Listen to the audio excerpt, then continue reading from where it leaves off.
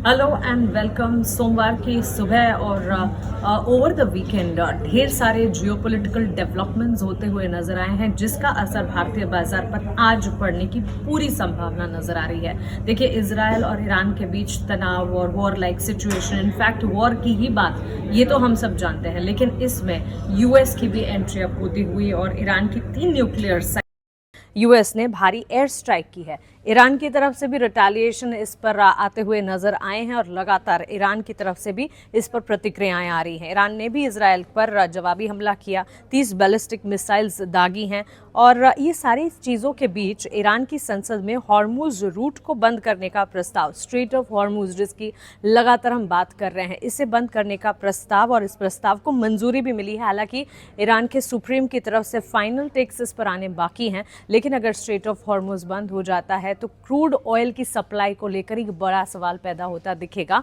और इसी के चलते कच्चे तेल की चाल में उबाल भी देखने को मिला है।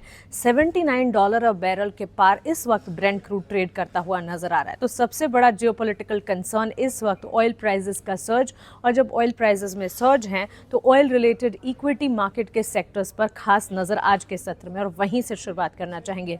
Oil producers, oil refiners, oil marketing कंपनियां, इन तमाम पर खास तौर से नजर रखें। ये तमाम पर कच्चे तेल की चाल का असर जो है वो पड़ता हुआ सीधे तौर पर देखने को मिलेगा। तो सबसे पहले ऑयल रिलेटेड काउंटर्स और सेक्टर्स पर आपको नजर रखनी चाहिए आज के सत्र में। आज के सत्र में सेक्टर वाइज ही बातचीत होनी चाहिए, क्योंकि ये सारे के सारे जो जियोपॉलिटिकल कंसर्न्स आ रहे हैं, इसका असर सेक्टर वाइज देखने को मिलेगा और उन सेक्टर से जुड़ी कंपनियों पर नजर रख उसमें निवेश की रणनीति आपको बनानी होगी। तो ये तो हो गए सबसे पहले oil related counters and sectors जिस पर नजर रखें। इसके अलावा अब डिफेंस क्षेत्र पर भी नजर रखें, क्योंकि डिफेंस सेक्टर वैसे भी ऑर्डर विंस के चलते, एमओयूज के चलते फोकस रेडार पर रहता है। लेकिन बीईएल और हिंदुस्तान एरोनॉटिक्स के लिए दो खबरें आई हैं जिसके चलते ये दोनों फोकस में रहेंगे। बीईएल को 585 करोड़ रुपए के नए ऑर्डर्स मिले हैं।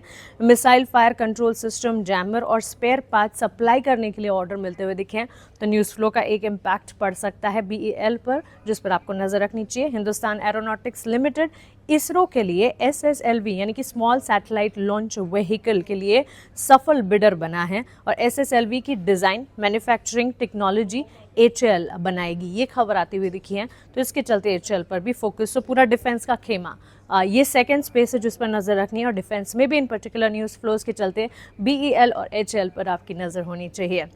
और तीसरा, आज आईटी शेयरों पर फोकस रहेगा, क्योंकि ओवर द वीकेंड Q3 में एक्सेंचर के नंबर्स आते हुए देखने को मिले और एक्सेंचर की नई बुकिंग जो है उसमें 6% की कटौती दिखी, जिसके चलते रेवेन्यू में गिरावट आई। नतीजों के बाद वहां शेयर में भी करीब 7% की गिरावट देखने को मिली थी और इसी का eventual impact domestic IT players पर भी पड़ता दिखेगा।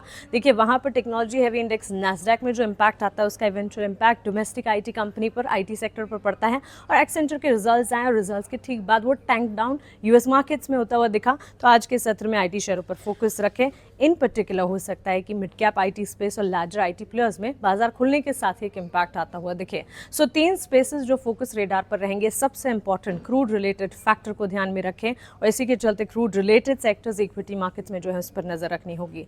दूसरा, डिफेंस की चाल पर नजर रखें, बीईएल, एचएएल जैसे कंपनियों पर खबरें आ रही हैं। और तीसरी, एक्सेंचर के नतीजों की तर्ज पर डोमेस्टिक आईटी कंपनियों पर आपको आज नजर रखनी चाहिए।